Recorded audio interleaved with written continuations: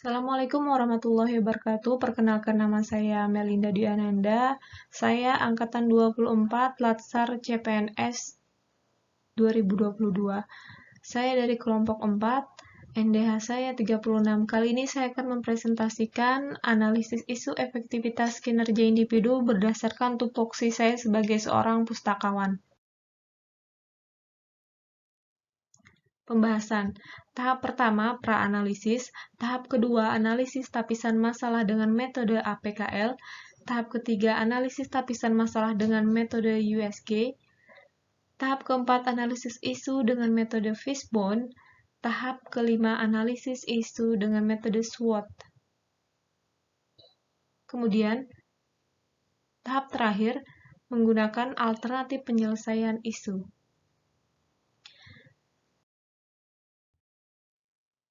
Tahap pra-analisis. Pada tahap ini, sebagai pustakawan yang bekerja di Dinas Perpustakaan dan Kearsipan Kabupaten Tanah Bumbu, bidang pengembangan pembudayaan kegemaran minat membaca, saya menemukan beberapa isu yang dapat saya angkat, antara lain. 1. Rendahnya minat baca di kalangan masyarakat Kabupaten Tanah Bumbu. 2. Minimnya sarana penunjang minat baca, serta kurangnya dukungan dari lingkungan sekitar terhadap pentingnya budaya baca. Tapisan isu dengan metode APKL. Untuk isu pertama, rendahnya minat baca di kalangan masyarakat Tanah Bumbu telah memenuhi syarat. Untuk isu kedua, minimnya sarana penunjang minat baca seperti perpustakaan di desa dan sekolah juga memenuhi syarat. Sedangkan untuk isu minimnya dukungan lingkungan sekitar tidak memenuhi syarat. Selanjutnya, menapis isu dengan metode USG. U berarti urgency, artinya tingkat urgensitas masalah. Untuk S, seriousness, artinya tingkat keseriusan masalah. Untuk G, growth, artinya tingkat pertumbuhan masalah. Untuk masalah pertama, rendahnya minat baca di kalangan masyarakat di Kabupaten Tanah Bumbu, untuk tingkat urgensitas masalah skalanya adalah 4. Untuk tingkat seriousness atau tingkat keseriusan masalah skalanya adalah 4. Untuk growth atau tingkat pertumbuhan masalah skalanya adalah 4. Lalu totalnya adalah 12. Kemudian untuk masalah kedua, minimnya sarana penunjang minat baca untuk tingkat urgensitas skalanya adalah 3. Untuk tingkat keseriusan masalah atau seriousness skalanya adalah 3. Untuk tingkat growth atau tingkat pertumbuhan masalah adalah 2. Jadi total adalah 8. Untuk masalah ketiga, kurangnya dukungan dari lingkungan sekitar terhadap pentingnya budaya baca. Untuk tingkat urgensitas masalah skalanya adalah 3. Untuk tingkat keseriusan masalah skalanya adalah 4. Untuk tingkat growth atau tingkat pertumbuhan masalah skalanya adalah 3. Totalnya adalah 10. Kemudian analisis isu dengan metode Fishbone. Metode ini memetakan penyebab dan akibat dari suatu masalah menggunakan cabang-cabang.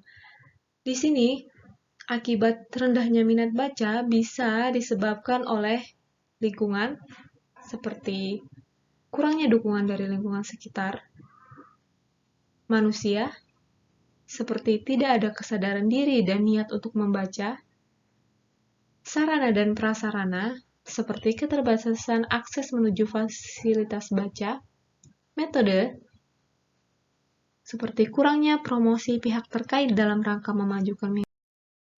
Kemudian analisis isu menggunakan SWOT. S berarti strength atau kekuatan, adanya pojok baca di tempat umum, tersedianya buku-buku berkualitas, adanya perpustakaan sebagai salah satu wadah tumbuhnya kecintaan membaca. Untuk weakness atau W, ada kurangnya kesadaran akan minat baca, tidak ada dana untuk membangun sebuah perpustakaan di desa. Selanjutnya, opportunity atau peluang.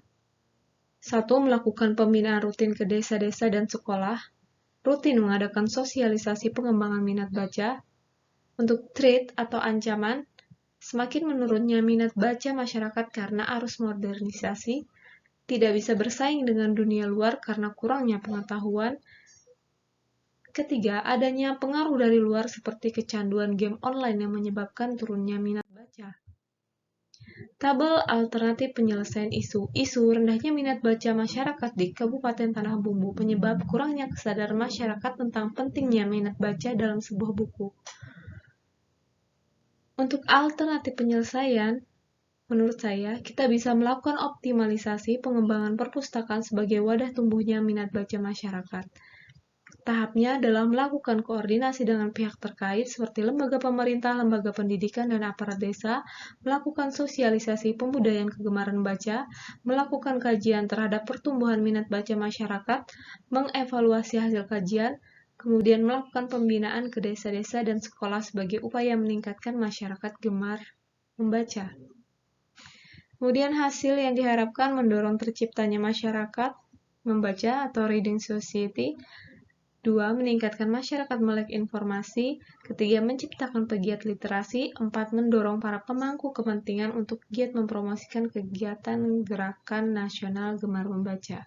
Untuk para pihak yang bertanggung jawab seperti lembaga pemerintah, lembaga pendidikan, dan aparat desa.